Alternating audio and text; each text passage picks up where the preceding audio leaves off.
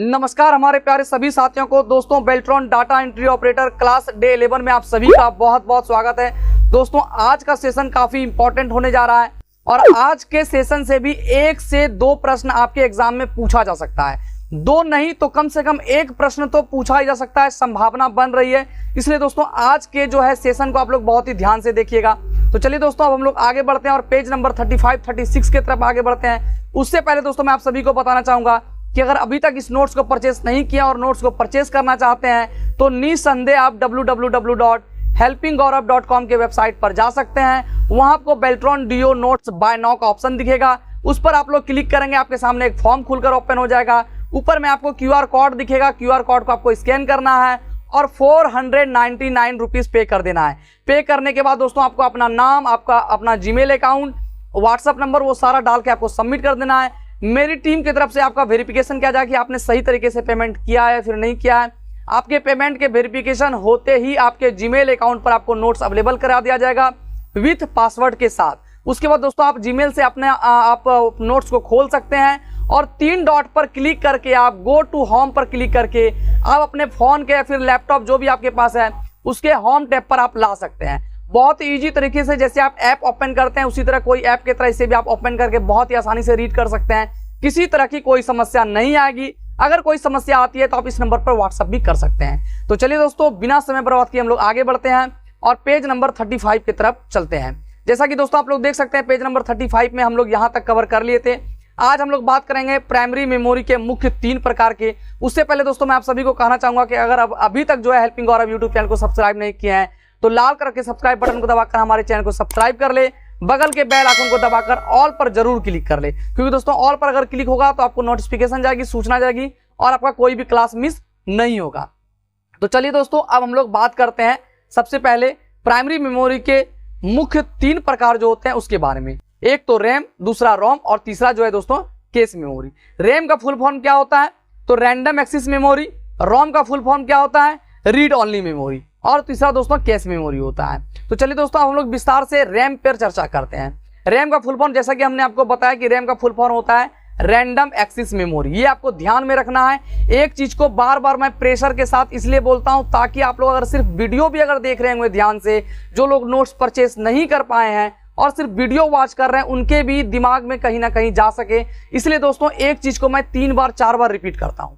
RAM का full form होता है रैंडम एक्सेस मेमोरी। रैम एक हार्डवेयर डिवाइस है जो कंप्यूटर के मदरबोर्ड पर लगी होती है। जो कहां लगी होती है कंप्यूटर के मदरबोर्ड पर लगी होती है।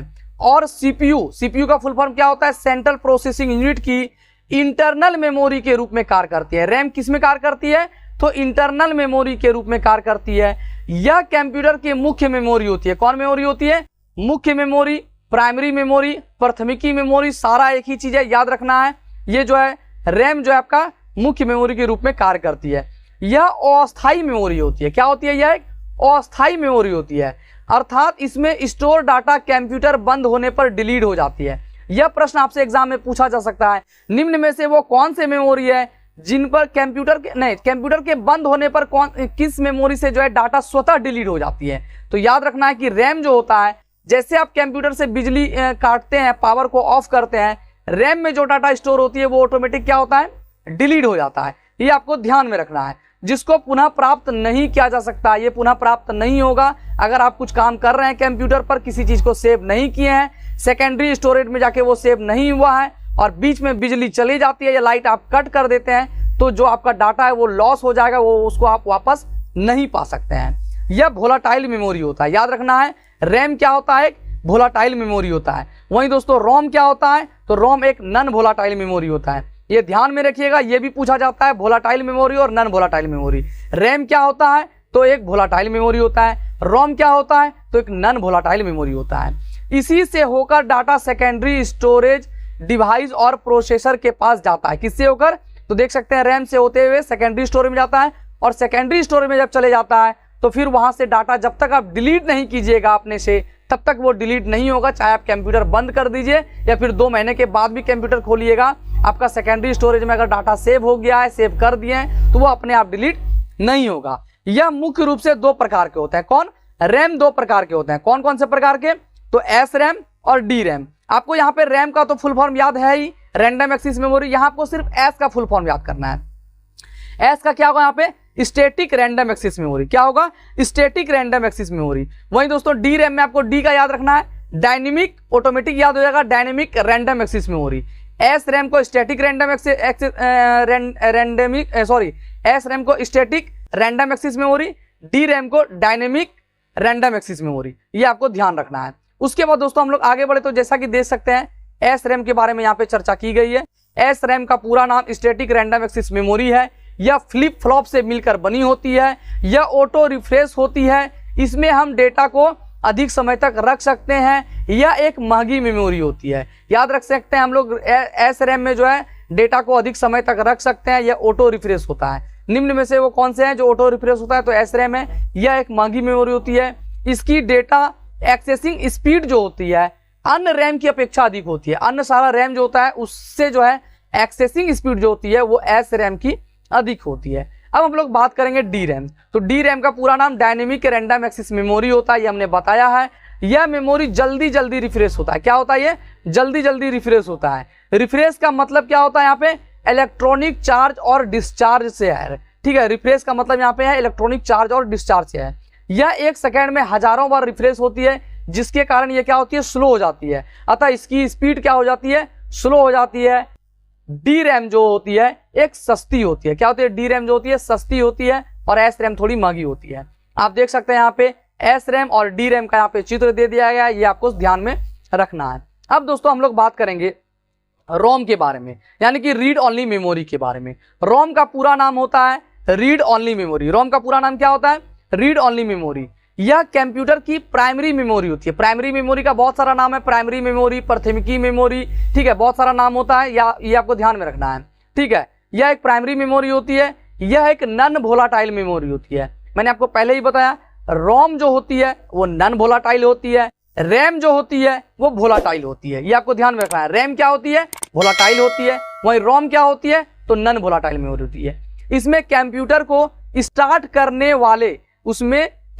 स्टार्ट करने वाले प्राथमिकी प्रोग्राम एवं सेटिंग BIOS होती है। यह कंप्यूटर के मदरबोर्ड पर अस्थायी रूप से लगी होती है। मदरबोर्ड पर क्या होती है, अस्थायी रूप से रोम लगा होता है। यह एक महंगी मेमोरी होती है, यह बाजार में अलग से उपलब्ध नहीं होता है, यह बाजार में अलग से उपलब्ध नहीं होता है, यह मदरबोर्ड के साथ आती है, यह मदरबोर्ड के साथ ही आती है।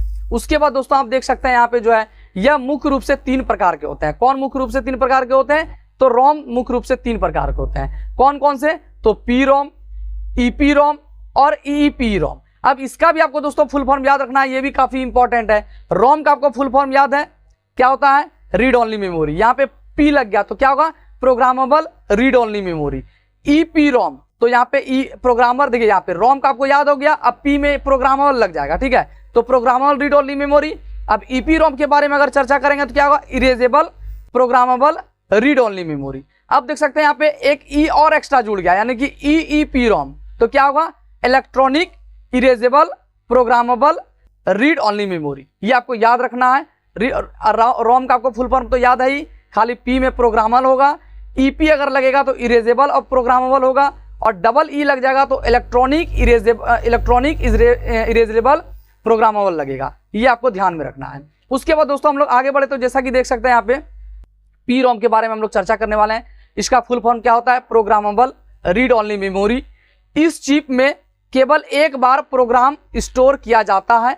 प्रोग्राम में त्रुटि यानी कि एरर होने पर उसमें कोई सुधार नहीं किया जाता है। याद रखिएगा कि पी रोम जो होता है उसमें अगर कोई त्रुटि हो गई, कोई गलती हो गई, तो वापस उसको हम लोग ठीक नहीं कर सकते हैं, सुधार नहीं कर सकते हैं, यानी कि एडिट नहीं कर सकते हैं। और ये है पी रोम। आप देख सकते हैं ये क्या है, पी रोम है, इसको ध्यान में रखिएगा, पी रोम है ये। अब दोस्तों हम लोग बात करेंगे ईपी रोम के बारे में। किसके बारे में चर्चा करेंगे, ईपी रोम के बारे में। तो देख सकते हैं इसका पूरा नाम क्या है, इसका पूरा नाम है erasable programmable read only memory. क्या है, erasable programmable read only memory. इस चिप ने पी रोम की समस्या को दूर कर दिया। पी रोम में क्या समस्या थी, तो दोबारा हम लोग एडिट नहीं कर सकते थे, जो गलती हो गई, जो त्रुटि हो गई वो हो गई, अब वो ठीक नहीं होगा। ठीक है, पी रोम की समस्या को दूर कर किया था। इस चिप में स्टोर प्रोग्राम में सुधार किया जा सकता था। स्टोर प्रोग्राम जो था उस प्रोग्राम में सुधार किया जा सकता है, जबकि जो है ऊपर वाला जो पी रोम है, पी रोम में जो गलती हो गया, त्रुटि हो गया, उसमें हम लोग सुधार नहीं कर सकते थे, जबकि इसमें क्या कर सकते हैं हम लोग, सुधार कर सकते थे। चिप में सुधार करने के लिए चिप को बोर्ड से, चिप को जो है बोर्ड से निकाल कर, चिप जो होता था उसको बोर्ड से निकाल कर पराबैंगनी किरणों से, पराबैंगनी किरणों के सामने रखा जाता था। क्या कर रहा था, रखा जाता था। अल्ट्रा वायलेट लाइट उसमें डाला जाता था, उसके सामने रखा जाता था, तब जो है हम लोग संशोधन कर सकते थे। पी रोम में तो त्रुटि होने के बाद सुधार का कोई गुंजाइश ही नहीं था, होता ही नहीं था। ईपी रोम में होता था, लेकिन क्या था, एक कठिन काम क्या था कि पराबैंगनी किरणों के सामने इसको रखा जाता था, जिसमें चिप में स्टोर प्रोग्राम और डाटा को डिलीट किया जाता था। ठीक है, इसके जो है इसके बाद पुनः प्रोग्राम और स्टोर किया जाता था, जो एक कठिन एवं महंगी प्रक्रिया थी। मैंने बताया कि पी रोम में तो कुछ संभव ही नहीं था। ठीक है, आप देख सकते हैं पी रोम में जो है संभव नहीं था कुछ भी एडिट करना, जो गलती हो गया देख सकते हैं, जो एरर हो गया। इसमें संभव था, लेकिन समस्या कितना थी आप देख सकते हैं, स्टोर और डेटा को डिलीट किया जाता था, इसके बाद पुनः प्रोग्राम को स्टोर किया जाता था, जो एक काफी कठिन कार्य थी। तो दोनों दोस्तों, ये दोनों के तोड़ को, ठीक है, पी रोम ईपी रोम के को आप कह सकते हैं कि उससे बेहतर बनाने के लिए ईईपी रोम का आविष्कार हुआ। और देख सकते हैं ईईपी रोम का पूरा नाम क्या है, तो electronic erasable programmable read only memory. इस चिप ने ईपी रोम की समस्या को दूर किया। क्या किया, ईपी रोम को, पी रोम की समस्या को कौन दूर किया था, ईपी रोम, और ईपी रोम की समस्या को दूर कर दिया ईईपी रोम। ये आपको ध्यान रखना है। इस चिप में स्टोर प्रोग्राम एवं डेटा को सुधार करने के लिए विद्युत का प्रयोग किया जाता था। आप देख सकते हैं इलेक्ट्रॉनिक यहाँ पे आगे ही लिखा हुआ है, तो इसका मतलब विद्युत का प्रयोग हुआ है, विद्युत का प्रयोग किया गया था। इसके लिए चिप को मदरबोर्ड से निकालने की आवश्यकता नहीं होती थी, जबकि ईपी रोम में होता था, उसको निकालिए मदरबोर्ड से, उसके बाद उसमें पराबैंगनी किरणें से उसको उसके सामने रखिए, डेटा को डिलीट कीजिए, फिर प्रोसेस था उसका। लेकिन इसमें ऐसा कुछ प्रोसेस नहीं था। ठीक है, इसको मदरबोर्ड से निकालने की आवश्यकता नहीं होती थी। यह एक सरल एवं सस्ती प्रक्रिया थी। क्या थी, एक सरल भी थी और सस्ती भी थी।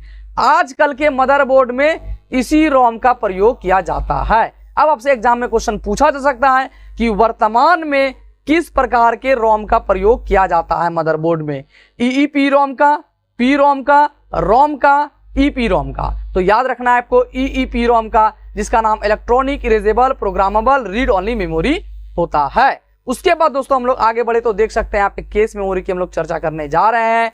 यह मेमोरी सीपीयू यानी कि सेंट्रल प्रोसेसिंग यूनिट, बार बार बोलता हूं सीपीयू का फुल फॉर्म याद रखिएगा, सेंट्रल प्रोसेसिंग यूनिट, और रैम के बीच होती है। यह सीपीयू और रैम के बीच एक ब्रिज का कार्य करती है। केस 3 प्रकार के होते हैं, L1, L2, L3। दोस्तों उम्मीद करेंगे कि आज का सेशन आपको काफी पसंद आया होगा, और आज के सेशन में मैंने काफी फुल फॉर्म आपको बताया है, वो सारा आपको नोट डाउन करना है। जो लोग नोट्स को बुक नहीं किए हैं, जो नोट्स को परचेस नहीं किए हैं, और जो नोट्स को परचेस किए हैं, उनको यही बोलूंगा कि नोट्स परचेस करके रख देने से नहीं होगा, इसको आप लोग पढ़ा कीजिए, क्लास को डेली देखा कीजिए। दोस्तों उम्मीद करेंगे वीडियो आपको पसंद आई हो। वीडियो अगर पसंद आई हो तो ज्यादा से ज्यादा अपने दोस्तों के बीच इस वीडियो को शेयर कर दीजिएगा। दोस्तों मिलते हैं फिर से आपसे अगली वीडियो में, तब तक के लिए बाय एंड टेक केयर। जय हिंद, वंदे मातरम।